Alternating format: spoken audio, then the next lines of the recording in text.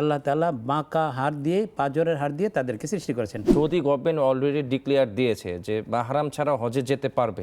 নারীর প্রতি ইসলামের দৃষ্টিভঙ্গির সম্পূর্ণ প্রকাশ ওখানে হয়।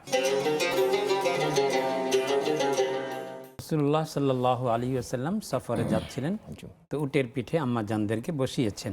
তো উট যিনি হাঁকিয়ে নিয়ে যাচ্ছেন তাকে রাসূল সাল্লাল্লাহু আলাইহি ওয়াসাল্লাম বড় চমৎকার ভঙ্গিতে উপদেশ দিচ্ছেন, রুয়াইদান সাওকাকা বিল কাওয়ারির, যে কাচের বস্তু, যেভাবে কাচের সামগ্রীকে তুমি খুব যত্নের সাথে ব্যবহার করো, ঠিক এই নারীদেরকে, আমার স্ত্রীদেরকে সে কাচের বস্তুর মতো, সামগ্রীর মতো, যে হঠাৎ করে কোনো কিছু হয়ে গেলে ভেঙে যাবে, এই আশঙ্কা নিয়ে তাদের সাথে সুন্দরভাবে তার স্ত্রীর ব্যাপারে কতটা সেনসিটিভিটি বুঝিয়েছেন, কতটা সম্মান দিয়েছে। সম্মান কি ধরনের হতে পারলে এই চমৎকার একটা উদাহরণ দিয়েছে। রুয়াইদান সাওকাকা বিল কাওয়ারির, যে তুমি কাচের বস্তু ব্যবহার করার সময়, ইউজ করার সময় তোমার খুব সতর্ক থাকতে হয়, একটু পিছলে গেলে ওটা ভেঙে যাবে, পড়ে যাবে। সুতরাং নারীদের সাথে আচরণের ক্ষেত্রেও তোমাকে খুব সতর্কতার সাথে, তুমি তাদের বক্রতা দিয়ে প্রতিহত করবে না। রাসূলুল্লাহ আকরাম সাল্লাল্লাহু আলাইহি ওয়াসাল্লাম ইরশাদ করেছেন, ওয়া ইন্নাহুন্না খুলিকনা মিন যিলআইন আইসার ওয়া ইন্না আ'ওয়াজা শাইইন ফি যিলআই আ'লাহু ফাইন ইসতামতা'তা ওয়া বিহা ইওয়াজুন ওয়া ইন আকামতাহা কাসারতাহা ওয়া কাসরুহা তালাকুহা। যে তোমার এটা মনে রাখতেই হবে যে আল্লাহ তাআলা বাঁকা হাড় দিয়ে, পাঁজরের হাড় দিয়ে তাদেরকে সৃষ্টি করেছেন। সুতরাং যতই তুমি চিন্তা করবে সরলতা, সোজা হওয়া, কিন্তু একটু বেঁকেই যাবে।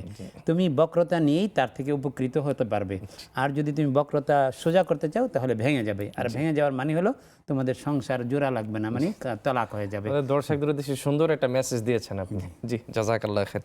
আমাদের একজন নিয়মিত দর্শক, উনি প্রশ্ন করেছেন যে সৌদি গভর্নমেন্ট অলরেডি ডিক্লেয়ার দিয়েছে যে মাহরাম ছাড়া হজে যেতে পারবে, এটিকে আসলে জায়েজ হবে কিনা? দেখুন, নারীদের ক্ষেত্রে, মহিলাদের ক্ষেত্রে হজ ফরজ হওয়ার প্রধান শর্তই হলো যে আমি নারী, আমার কাছে আমার হজে যাওয়ার টাকা তো থাকতেই হবে, পাশাপাশি আমি যাকে মাহরাম হিসেবে সঙ্গে নিয়ে যাব তার টাকাও যদি আমার কাছে থাকে, তখনই শরীয়ত বলে যে আপনি নারীর উপর হজ করা ফরজ।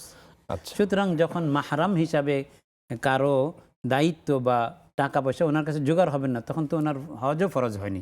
সৌদি সরকার কেন, একেবারে হারাম শরীফের ইমাম সাহেবও যদি বলেন যে মাহরাম ছাড়া যেতে পারবে, তাহলে এটা জায়েজ হবে না। কারণ শরীয়তের বিরুদ্ধ কথা বলার কারো কোনো রকমের সুযোগ নেই। ফাইন্না নি'মাতাল্লাহি লা তুনালু বিমাসিয়াতিহি, আল্লাহর নিয়ামতকে আল্লাহর অবাধ্যতার মাধ্যমে শুরু করে নিয়ামত পাওয়া যায় না। এজন্য মাহরাম থাকা একেবারেই জরুরি বিষয়। সৌদি সরকার যদি থাকা মানে কিন্তু এটা একজন নারীকে আরো সম্মান দেওয়া, অবশ্যই। কারণ হলো নারী অসুস্থ হয়ে যেতে পারেন, তিনি পড়ে যেতে পারেন, তাকে উঠাবে কে? একটা বেগানা পুরুষ তাকে ধরে উঠাবে না, এটা তো সম্ভব না। এজন্য মানকান সেখানে অনেক বেশি ক্রাউড থাকে, ভিড় থাকে, এখানে সেভ করার একটা বিষয় থাকে। দেখবেন মানে সতর্ক পুরুষরা, আপনি লক্ষ্য করেছেন যে তাওয়াফ করার সময় নারীদেরকে, আম্মাদেরকে, বোনদেরকে কিভাবে আগলে রাখে, অনেক প্রেসার থাকে। হ্যাঁ, সেই ক্লাউডলি অবস্থায় কিভাবে কত সুন্দর করে নারীর প্রতি ইসলামের দৃষ্টিভঙ্গির সম্পূর্ণ প্রকাশ ওখানে হয়। যেভাবে আগলে রাখেন, যে আমার আম্মুর প্রতি, আমার স্ত্রীর প্রতি, যেন কোনো রকম, বোনের প্রতি কোনো রকম অসৌজন্যমূলক আচরণ যেন না হয়। এটা ইসলামের শিক্ষা। বোন জিজ্ঞাসা করেছেন যে এতে কি গুনাহ আমার হবে না ওনার হবে?